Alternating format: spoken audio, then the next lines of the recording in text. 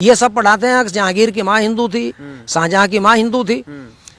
क्या ऐसी भी कोई घटना है जिसमें इनकी लड़कियों ने हिंदू राजकुमारों से शादी की? ऐसा कोई इतिहास में आप ये लगा लें, औरंगजेब की लड़की ने शिवाजी को भगाने में मदद की थी, लेकिन वो भी शादी नहीं कर पाई। हिंदू लड़की से शादी करना जायज, उन्हीं राजकुमारों, उन्हीं राजघरानों की लड़की हिंदू लड़के से शादी कर ले, वो अवैध। तो ये तो इतिहास का एक अभिनंग है।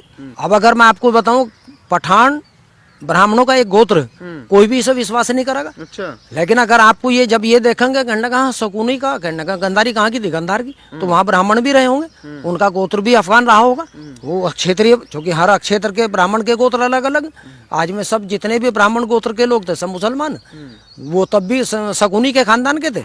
अभी भी वो बम फाड़ते हैं, वो शकुनी के ही काम करते हैं, क्योंकि उसका तो खानदानी पेशा है।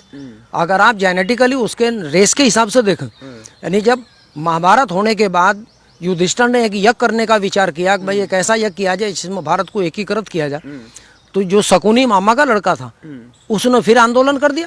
उसने कहा नहीं, मैं तुम्हारे साथ शरीक नहीं होगा, मेरा ये राज्य अलग रहेगा, मेरी विचारधारा अलग। तो वो तब भी आतंकवादी थे, आज भी आतंकवादी है। लेकिन साहिब जी, कुछ लोग कह रहे हैं कि अगर मुगलों के इतिहास से इतनी दिक्कत है, जो मुगलों की यहाँ पे बनाई हुई चीजें हैं उनको क्यों नहीं तोड़ देते? लाल किला तोड़ दो, कुतुब मीनार तोड़ दो, ताजमहल तोड़ दो, फिर उनको क्यों रख रहे हो? इसमें भी दोनों अलग अलग विचारधाराएं हैं। भारत की तरह ही कभी स्पेन भी मुसलमानों का गुलाम हुआ, लेकिन 200 या 300 साल के बाद स्पेन ने स्वतंत्रता हासिल की, और सबसे पहले मैकावली के सिद्धांत के हिसाब से उन मुस्लिमों द्वारा स्थापित जो भी उनकी व्यवस्था थी उसकी नींव उखाड़ कर फेंक दी। अगर यही बात लोगों की मान ली जा, मुख्य रूप से आप ताजमहल, आगरा का किला, दिल्ली का किला, ये गुणगान करने की बात, अगर भारत सरकार आज उन अवशेषों को समाप्त भी कर दे तो लोग भूल जाएंगे। 100 साल के बाद आदमी ये भूल जाएगा कि हम कभी किसी के गुलाम थे। तो इतिहास में रीराइटिंग, यानी इतिहास लेखन, इतिहास का पुनर्स्थाप, ये तो सैद्धांतिक है, जो शैक्षणिक और सत्ता के ऊपर निर्भर करता है। सत्ता किस प्रकार से अपने नागरिकों को, अपने युवा पीढ़ी को इतिहास में क्या सिखाना पढ़ाना चाहती है, ये सरकार और समाज की आवश्यकताओं के अनुरूप है। अगर सरकार और या समाज, हिंदू समाज सिर्फ अपने बच्चों को मुसलमान, अब एक विषय देखिए आप कितना विचित्र, हम अंग्रेजों के 90 साल, यानी वैसे तो 200 साल बताऊँ, लेकिन अगर ये मान लें कि 90 साल हम दास रहे, तो फिर ये 400 साल या 500 साल मुसलमानों की दास्ता को क्या कहेंगे? क्या वो स्वतंत्रता का काल था? वो प्रजातांत्रिक व्यवस्था थी। मुगलों की गुलाम वंश, तुगलक वंश, ये जितने भी वंश हुए हैं, लोधी डायनेस्टी, ये क्या प्रजातांत्रिक व्यवस्था थी? यानी तलवार के दम पर उन्होंने भारत के विभिन्न क्षेत्रों में, दिल्ली पर, लाहौर पर, या आगे जाकर बंगाल, मुर्शिदा, इन क्षेत्रों पर कब्जा किया और अपनी सत्ता स्थापित की और तलवार के दम पर राज किया। तो क्या वो आदर्शवादी व्यवस्था मानी जाएगी? क्या वो, या वो हिंदुओं के लिए एक दास व्यवस्था? हिंदुओं के लिए तो ये देश लगभग 1000 साल से दास है। यानी आप ये समझ लें, ऐतिहासिक रूप से 992 में मोहम्मद गोरी का बाप इस्तक बिन, जिसने गजनी से आगे सबसे पहली बार पेशावर और मुल्तान की साइड पर कब्जा किया, और उसके बाद से आज तक निरंतर पूरा देश तलवारबाजी में उलझा हुआ। विकास के कोई भी, आप चाहे आयुर्वेदिक का क्षेत्र ले लें, साहित्य का क्षेत्र ले लें, लगभग आप ये समझ लें वो शून्य की तरफ। क्योंकि इस देश में पीछे 1947 तक तो हिंदू मुस्लिम की तलवारबाजी ही नहीं रुकी। तो ये तो इतिहास लेखन तो बहुत जरूरी है, उसे नए ढंग से लिखा जा और अपनी युवा पीढ़ी को भारत के संदर्भ में ही इतिहास को पढ़ाया जा।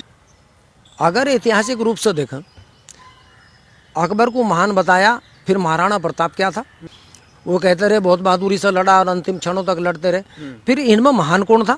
अकबर महान था या महाराणा प्रताप? ये तो इस देश की जो आम जनता वो निर्धारित करेगी। महाराणा प्रताप बिना संसाधनों के, ये सत्य मान लिया जाए कि भाई सभी जितने हिंदू दलाल राजा थे वो अकबर के साथ चले गए, लेकिन जो छोटी छोटी रियासतें थोड़ी बहुत राष्ट्रीय सोच रखती थी, अपने एक संस्कृति के लिए लड़ रही थी, वो महाराणा प्रताप के साथ आखिर तक रहे। यहाँ तक कि शिवाजी के टाइम तक ये संघर्ष सतत रहा हिंदू का, वो आज भी है। आज भी आप पूरे देश में देखें तो वो एक दोनों विचारधाराएं साथ साथ। तो ये तो इतिहास का लेखन एक कला है जिसे कभी आप पूर्ण नहीं कर सकते। कुछ लोग, साईं जी आप तो मुस्लिम है, कुछ लोग आप आज भी मुगलों को अपना वंशज मानते हैं, औरंगजेब को अपना वंशज मानते हैं। नहीं, भारत में कोई मुगलों का वंशज नहीं। यहाँ पे डेमोग्राफिकली कभी देखें तो आप मुजफ्फरनगर को ले लें, इसमें ज़्यादा से ज़्यादा मुगलों की संख्या अगर पूरे एक किसी गांव के हिसाब से लगाओ तो 5000 भी नहीं है। यानी लगभग मुजफ्फरनगर की आबादी जहाँ 31 लाख के करीब है, मुझे नहीं लगता यहाँ 5000 भी मंगोल है। रही बात पठान की, पश्तून पहले हिंदू थे, वो भी कन्वर्ट हुए, और बाकी जितने हिंदू राजपूत या दूसरी जातियां वो सब कन्वर्ट हुई, मुले जाट हैं, मुस्लिम त्यागी हैं, या दूसरी सभी जातियां हैं यहाँ पूरे भारत में। आगे जाकर अहीर हैं, उससे आगे जाकर पंजाब में आप देखो पूरे इसका आयरन से भरा हुआ था, मुस्लिम राजपूतों से भरा हुआ, ये सब लोग यहीं के कन्वर्टेड। ये कहाँ विदेश से थोड़ी आए, इनकी भाषा, संस्कृति, रहन सहन, इनके पूर्वज सब एक ही थे।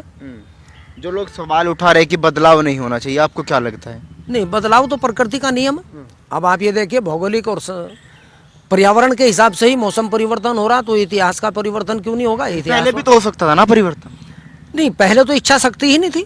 पहले जब कांग्रेस की या किसी भी ऐसी सरकार नहीं आई जिसने इस भारतीय परिप्रेक्ष्य में इतिहास के लेखन को, उसकी संस्कृति के अनुरूप इतिहास लेखन के काम को किया हो, उस अपने दायित्व का निर्वहन किया हो, पहले किसी ने इसे जरूरी नहीं समझा।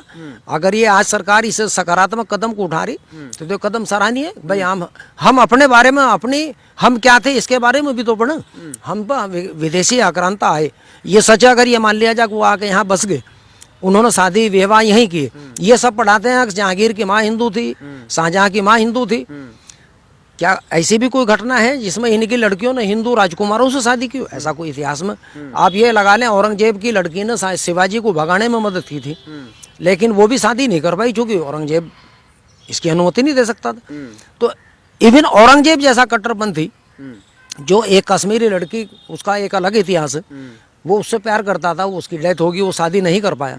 वरना हिंदू लड़की से शादी करना जायज, उन्हीं राजकुमारों, उन्हीं राजघरानों की लड़की हिंदू लड़के से शादी कर ले, वो अवैध। तो ये तो इतिहास का एक अभिनंग है। मतलब एक पक्ष जी, कांग्रेस ने इतिहास तोड़ मरोड़ के पेश क्यों किया? इसके पीछे आपको क्या वजह लगती है? कांग्रेस तो एक वही बात है, ये पाकिस्तान वाले इसके बारे में अच्छा बताते हैं। अच्छा। अगर ये एक ऐसा संगठन था जो सिर्फ सत्ता के लिए अंग्रेजों के साथ मिलकर लड़ा। ये सिर्फ सत्ता प्राप्ति के नहीं बल्कि सत्ता की अंग्रेजों के साथ भी भागीदारी चाहते थे।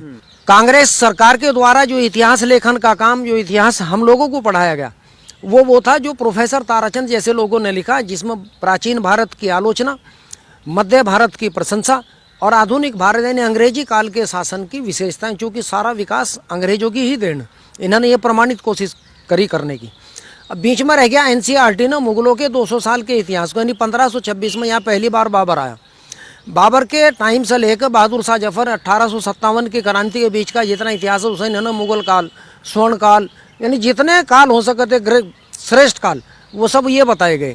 कांग्रेस चाहती थी वो अपने टेस्ट का इतिहास लिखवा सके। उसी टेस्ट के इतिहास को लिखवाने के, अपनी रुचि के इतिहास को लिखवा के उन्होंने बच्चों को इसे पढ़ाया, जो स्वतः ही एक प्रदूषण का एक प्रदूषित इतिहास था। उसमें कभी भी किसी भारतीय प्राचीन पद्धति को कभी कोई प्रशंसा इस प्रकार नहीं की गई कि जैसा हम लोग जंगली थे, यानी आप ये समझ लें हम खाने पीने का, रहने सहने का कोई ढंग नहीं जानते थे।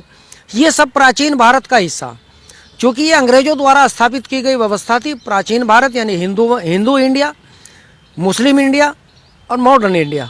मॉडर्न इंडिया वो थी जिसे अंग्रेजों ने बताया कि हम मॉडर्न हैं। अब प्रश्न यह है क्या एनिसेंट इंडिया में सब लोग बिल्कुल जंगली गंवार, ना खाना जानते थे ना पीना जानते थे, उनका लिविंग स्टैंडर्ड बहुत ख़राब था। तो इस प्रकार के इतिहास लेखन को पढ़ाकर माध्यमिक शिक्षा में, चूँकि माध्यमिक से प्रारंभिक शिक्षा में तो कुछ त्रुटियाँ हो तो बच्चा फिर भी सीख जा, लेकिन माध्यमिक के बाद सभी बच्चे बहुत कुछ सीखने और जानने लगे। लेकिन दुर्भाग्य देखिए पिछले करीब 75 वर्ष में वही मुगलों का या वही मुस्लिम काल का इतिहास जो स्वर्ण युग था, ये दर्शाने की कोशिश करी। इसके विपरीत आप, चूँकि भारत का और बांग्लादेश पाकिस्तान का बंटवारा एक ही सिद्धांतों पर हुआ था। अब इन्हीं माध्यमिक शिक्षा की किताबों को अगर पाकिस्तान की आप पढ़ें तो उसमें कांग्रेस एक आतंकवादी संगठन है और हिंदूवादी संगठन है जिसने इस देश के बंटवारे की जिम्मेदारी मुस्लिम लीग के ऊपर टाली, जबकि विभाजन की जिम्मेदार कांग्रेस थी। तबका इसका विरोध कर रहा है कि ये बदलाव नहीं होना चाहिए था। एक तबका खुशाफ का कहना है कि भारत धीरे धीरे अब अखंड भारत की ओर बढ़ रहा है। आपको क्या लग रहा है? नहीं, अखंड भारत तो ऐसा अखंड भारत करके क्या करेंगे? इस 22 करोड़ भूखे मुसलमान को पाकिस्तान के को भारत में मिला के कौन तैयार होगा? इसका वजन भारत पे एक एक्स्ट्रा इकोनॉमिक बर्डन बढ़ेगा अभी। लेकिन माननीय भागवत जी ने भी कहा कि भाई पाकिस्तान, चूँकि हमारा ये सच है, मुल्तान पहले मूल स्थान था, इसका नाम प्रहलादपुरी था। लाहौर खुद लोकुश यानी भगवान रामचंद्र के वंशजों के नाम पर पड़ा। रावलपिंडी अभी इस्लामाबाद। तो भाई ये तो कसक तो हिंदुओं का है कि भाई वो हिस्सा जो हमारा था कभी, आज वो पाकिस्तान के नाम से अलग है। वो हमारे अधीन होना चाहिए। तो विचारधाराओं का टकराव है। ऐसे हिंदू बहुत हैं जो पाकिस्तान को चाहते हैं कि हम विलय हों, हम इसके मालिक और काबिज हों। ये तो विचारधारा है उनकी अपनी। अच्छा साहिब जी, ऐसी तीखी और कड़वी बातें कैसे कर लेते हैं? डर नहीं लगता कि कल को कोई फतवा वतवा देवन से जारी हो जाए? ये तो ऐतिहासिक परिप्रेक्ष्य में किसी से फतवा देने से क्या मतलब है? ये तो इतिहास है। पाकिस्तान सबको पता, पहले कभी वहाँ 100 के 100% हिंदू थे। अब अगर मैं आपको बताऊं, पठान ब्राह्मणों का एक गोत्र, कोई भी इसे विश्वास नहीं करेगा। अच्छा। लेकिन अगर आपको ये जब ये देखेंगे, कहने का शकुनी का, कहने का गंधारी कहाँ की थी, गंधार की, तो वहाँ ब्राह्मण भी रहे होंगे, उनका गोत्र भी अफगान रहा होगा। वो क्षेत्रीय, क्योंकि हर क्षेत्र के ब्राह्मण के गोत्र अलग अलग। आज में सब जितने भी ब्राह्मण गोत्र के लोग थे सब मुसलमान। वो तब भी शकुनी के खानदान के थे। अभी भी वो बम फाड़ते हैं, वो शकुनी के ही काम करते हैं, क्योंकि उसका तो खानदानी पेशा है। अगर आप जेनेटिकली उसके रेस के हिसाब से देखें, यानी जब महाभारत होने के बाद युधिष्ठिर ने एक यज्ञ करने का विचार किया कि भाई एक ऐसा यज्ञ किया जाए जिसमें भारत को एकीकृत किया जाए, तो जो शकुनी मामा का लड़का था उसने फिर आंदोलन कर दिया। उसने कहा नहीं, मैं तुम्हारे साथ शरीक नहीं होगा, मेरा ये राज्य अलग रहेगा, मेरी विचारधारा अलग। तो वो तब भी आतंकवादी थे, आज भी आतंकवादी है। अच्छा साईं जी, एक आखिरी सवाल है। हमने कुछ लोगों से बात की, मुस्लिमों से, उनका कहना है कि आप इस्लाम का उदय हटा रहे हैं, तो इससे फायदा क्या होगा? वो शिक्षा तो हम घर पे दे देते हैं, आप मिटा दो किताबों से, लेकिन जो हम शिक्षा है वो तो दे देते हैं ना। नहीं, शैक्षणिक संस्थाएं जितनी भी संस्थाएं हैं, मैं अलीगढ़ यूनिवर्सिटी का बताऊं, वहाँ इस्लामिक कल्चर एक सब्जेक्ट, लेकिन आप किसी मेरठ यूनिवर्सिटी, इलाहाबाद यूनिवर्सिटी, शायद बनारस में तो, बाकी में तो किसी में हिंदू संस्कृति का कोई चैप्टर है नहीं जिसमें वेद, वेदांत, गीता इसका अध्ययन कराया कंपलसरी रूप से जाता हो। तो ये तो एक आदमी के मन की बात। मान लो आप अपने बच्चे को घर पर एक्स्ट्रा टाइम में एक अच्छे संस्कार, धर्म की शिक्षा दे रहे, ये तो व्यक्तिगत आपका। लेकिन मॉडर्न साइंस जहाँ आपको physics, chemistry, mathematics, civics, public administration ये सब्जेक्ट पढ़ने, वहाँ धर्म से क्या मतलब? धर्म बिल्कुल आपका निजी, अपने घर में पढ़ने का विषय। आप घर में पढ़ो, अपने बच्चों को खूब पढ़ाओ, अच्छे संस्कार दें, बस इससे मतलब है। शैक्षणिक संस्थाओं में मैंने आप इंजीनियरिंग में अगर बैठ कर हिसाब लगाने लगे, ये तो समझ में आवे कि भाई हम वैदिक गणित पढ़ रहे, लेकिन अगर वैदिक गणित में साहब हम मंत्रों उच्चार करने का तरीका सीख रहे, उससे क्या मतलब इंजीनियरिंग कॉलेज का? तो लग रहा है इससे कुछ बदलाव आएगा। अरे भाई, जब इतिहास लेखन या जो आधुनिक शैक्षणिक पद्धति वो बदली जाएगी, तो इसके अच्छे बुरे प्रभाव, ये तो इतिहास मेरे भी एक विषय, आने वाला भविष्य उसका फिर इतिहास बनेगा। इसके परिणाम अच्छे रहेंगे तो लोग गुणगान करेंगे, बुरे रहेंगे तो लोग आलोचना करेंगे।